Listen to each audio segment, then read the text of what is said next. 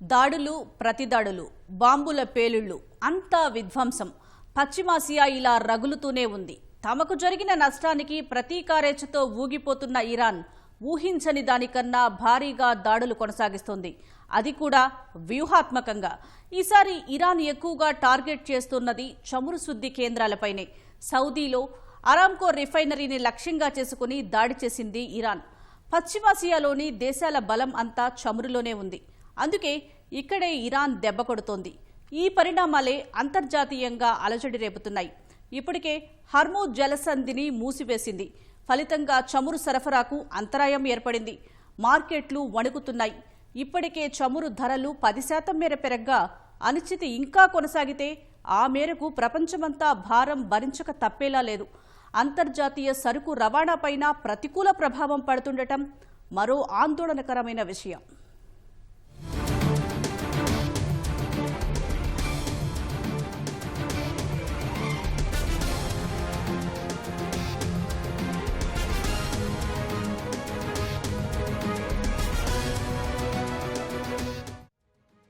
ప్రపంచంలోనే చమురు నిల్వలు అత్యధికంగా ఉన్న దేశాల్లో రెండో స్థానంలో ఉంది సౌదీ అరేబియా.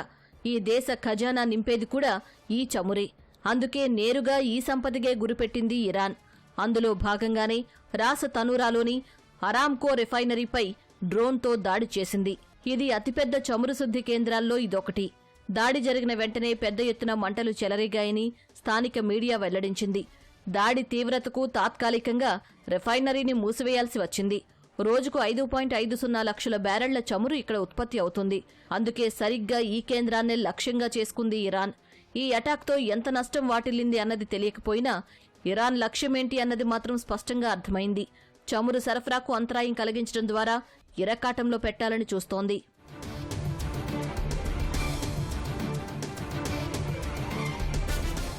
నిజానికి పశ్చిమాసియాలో యుద్ధం మొదలు కాగానే ప్రపంచమంతా ముందుగా టెన్షన్ పడింది చమురు గురించే. తగ్గట్టుగానే ప్రస్తుత పరిణామాలు ఆందోళనకరంగానే ఉన్నాయి. కేవలం చమురు కేంద్రాలను టార్గెట్ చేయడమే కాదు, ఆయిల్ సప్లైకి అత్యంత కీలకంగా భావించే హర్మూజ్ జలసంధిని మూసివేస్తున్నట్టు ప్రకటించి అనిశ్చితిని ఇంకాస్త పెంచింది టెహ్రాన్. అధికారికంగా ఈ ప్రకటన వెలువడక ముందే ప్రపంచ దేశాలన్నీ ఈ నిర్ణయాన్ని అంచనా వేశాయి. చమురు ఇబ్బందులు తప్పవు అని ముందే ఓ నిర్ణయానికి వచ్చేశాయి. ధరలు పెరుగుతాయని అంచనా వేసే లోపే అది కాస్తా జరిగిపోయింది. అంతర్జాతీయ మార్కెట్లో బ్యారెల్ ధర 10% మేర పెరిగింది. ప్రస్తుతానికి బ్యారెల్ బ్రెంట్ క్రూడ్ ధర $80 దాటింది. ఇప్పుడున్న యుద్ధ వాతావరణమే ఇంకొన్నాళ్ల పాటు కొనసాగితే క్రమంగా ధరలు ఇంకా పెరిగే అవకాశాలను కొట్టిపారేయలేని పరిస్థితి.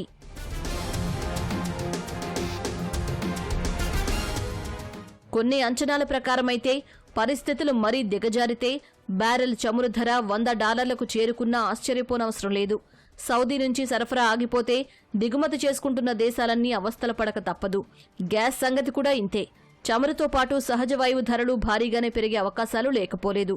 ఇక్కడ అసలు ఆందోళన ఏంటంటే హర్మూజ్ జలసంధిని మూసివేయడం. నిజానికి పశ్చిమ దేశాల నుంచి ఆంక్షలు ఎదుర్కొన్న ప్రతిసారి ఈ మార్గాన్ని మూసివేస్తామని బెదిరిస్తూనే ఉంటుంది ఇరాన్. కానీ అంత సులువుగా ఈ నిర్ణయం తీసుకోదు. అందుకు కారణం ఇరాన్ కూడా చమురు ఎగుమతి చేయాలంటే ఈ దారే దిక్కు. కానీ ఈసారి మాత్రం చాలా వేగంగా ఈ నిర్ణయం తీసుకుని మూసేస్తున్నట్టు ప్రకటించింది. ఇరాన్, ఒమన్ మధ్య ఉండే ఈ ఇరుకైన మార్గం ద్వారానే ప్రపంచం వినియోగిస్తున్న చమురులో 20% మేర సరఫరా అవుతోంది. దాదాపు 20% మేర ఎల్ఎన్జీ సప్లై అయ్యేది కూడా ఈ దారి గుండానే. అందుకే ఈ అలజడి.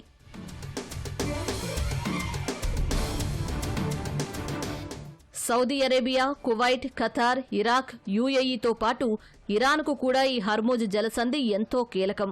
2025లో ఈ మార్గం ద్వారా రోజుకు 14 మిలియన్ బ్యారెళ్ల చమురు సప్లై అయినట్టు కెప్లర్ డేటా చెబుతోంది. ఇంత ముఖ్యమైన ఈ మార్గంలో అంతరాయం ఏర్పడితే ఈ ప్రభావం అంతర్జాతీయంగా కనిపించడం పక్కా. చమురు ధరలతో పాటు రవాణా ఖర్చులు పెరుగుతాయి. అదే సమయంలో తయారీ రంగంపైన ప్రతికూల ప్రభావం పడుతుంది. ఇదే క్రమంగా ద్రవ్యోల్బణానికి దారితీసే ప్రమాదం కూడా ఉంది. ప్రస్తుతానికి హర్మూజ్ జలసంధి మూసివేయడం వల్ల రోజుకు 15 మిలియన్ బ్యారెళ్ల చమురు ఆగిపోవడంతో పాటు 30% మేర అంతర్జాతీయ మార్కెట్పై ప్రభావం పడుతుందని ఓ అంచనా. ఈ మార్గాన్ని కాదని ప్రత్యామ్నాయ దారుల్లో చమురు తరలించినా రోజుకు కనీసం 10 మిలియన్ బ్యారెళ్ల మేర చమురు ఎగుమతులు నిలిచిపోక తప్పదని స్పష్టంగా చెబుతున్నారు మార్కెట్ విశ్లేషకులు. అంటే ఇరాన్ ఏ స్థాయిలో దెబ్బ కొట్టనుందో అర్థమవుతుంది.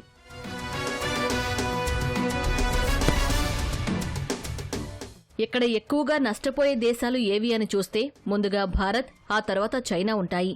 ఇప్పటికే అమెరికా టారిఫ్ వార్ కారణంగా రష్యా నుంచి చమురు దిగుమతులను తగ్గిస్తూ వస్తోంది భారత్. ప్రత్యామ్నాయంగా పశ్చిమాసియా దేశాలపై ఆధారపడుతోంది. ఇప్పుడు అక్కడే అగ్గి రాజుకుంది. ప్రస్తుతానికి 70 రోజులకు పైగా సరిపడా చమురు నిల్వలు భారత్ వద్ద ఉన్నాయని తెలుస్తోంది. ఇది కాస్త ఊరట కలిగించే విషయమే అయినా మార్కెట్లో కుదుపు తప్పదు. మన దేశానికి 50% వచ్చే ఆయిల్, 60% వచ్చే గ్యాస్ ఈ స్ట్రెయిట్ ఆఫ్ హార్మోజ్ లాంటి చిన్న స్ట్రెయిట్ నుంచే వస్తుంది. అందువలన మన డిపెండెన్సీ దాని మీద చాలా ఉంది. 74 రోజుల పాటు సరిపడే అంత ఆయిల్ రిజర్వ్స్ అయితే మన దగ్గర ఉన్నాయి. కాబట్టి ఇప్పుడు మనం కంగారు పడాల్సిన అవసరం అయితే లేదు ప్రస్తుతం.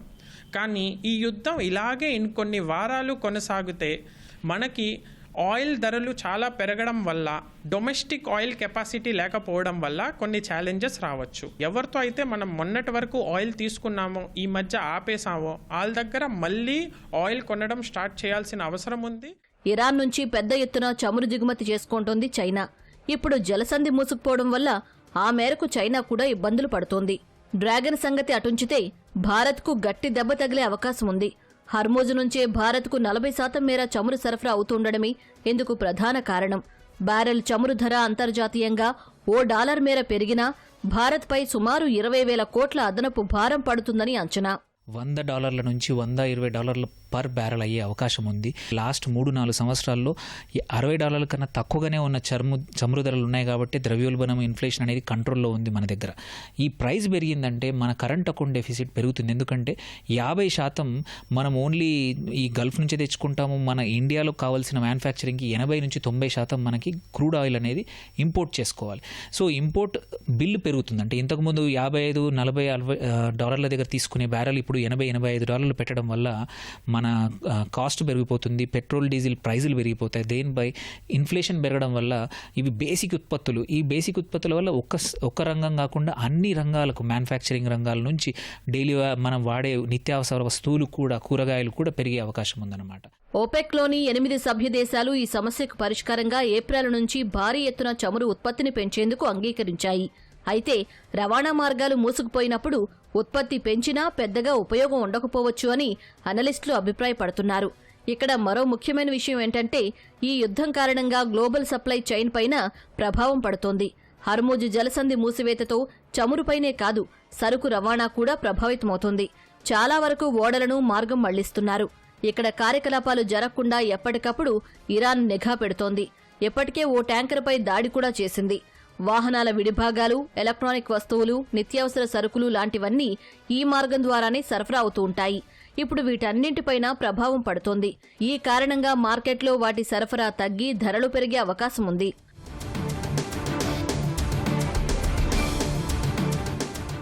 అటు ఎర్ర సముద్రం ద్వారా జరిగే సరుకు రవాణాపైన యుద్ధం ప్రభావం స్పష్టంగా కనిపిస్తోంది. నిజానికి యుద్ధ వాతావరణం అనేది పర్షియన్ గల్ఫ్ రీజియన్కు పరిమితమైనప్పటికీ ఎర్ర సముద్రంలో షిప్స్ కనిపిస్తే హౌతీలు దాడులకు దిగుతారేమో అన్న భయంతో బడా సంస్థలు నౌకలు ఆపేస్తున్నాయి. ఇజ్రాయెల్ గాజాలో మొదలయ్యాక కొద్ది రోజుల పాటు ఎర్ర సముద్రంలో ఓడలపై దాడులు చేశాయి. ఈ భయం వల్లే ఇప్పుడూ కనిపిస్తోంది. ఇక్కడ మరో విషయం కూడా చెప్పుకోవాలి. ఐరోపా, ఆసియా మధ్య సరుకు రవాణాకు దగ్గరదారిగా చెప్పుకునే సూయిజ్ కెనాల్ పైన ప్రభావం పడుతోంది. ఈజిప్ట్ సినాయ్ పెనిన్సులా మధ్యలో ఉన్న ఈ కాలువ ద్వారా 30% మేర అంతర్జాతీయ కంటైనర్లు సరుకు రవాణా చేస్తూ ఉంటాయి. $1,00,000 కోట్ల విలువైన గూడ్స్ ఈ మార్గం గుండా సరఫరా అవుతుందని అంచనా. అయితే ఎర్ర సముద్రంలో దాడుల భయంతో ఇప్పుడు ఈ కెనాల్లోకి షిప్లను పంపేందుకు కంపెనీలు వెనకడుగు వేస్తున్నాయి. బదులుగా Africa Cape of good hope మీదుగా షిప్పులను మళ్లిస్తున్నాయి.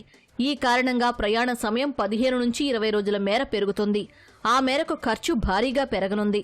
ఇక కార్గోలకు బీమా కల్పించే మెరైన్ ఇన్సూరెన్స్ ప్రీమియమ్స్ కూడా 50% మేర పెరిగాయి.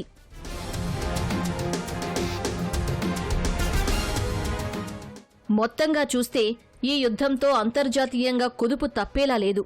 సరుకు, చమురు దిగుమతులపై ఆధారపడుతున్న దేశాలకు ఆర్థిక నష్టం వాటిల్లనుంది. అందులో భారత్ కూడా ఉండడమే కలవరపెడుతున్న అంశం. ప్రస్తుతానికైతే ఈ పరిణామాలను నిశితంగా గమనిస్తోంది భారత్. చర్చల ద్వారా సమస్య పరిష్కరించుకోవాలని సూచిస్తోంది. మరి ఇంకెంతకాలం ఈ అనిశ్చితి కొనసాగుతుందన్నది వేచి చూడక తప్పదు.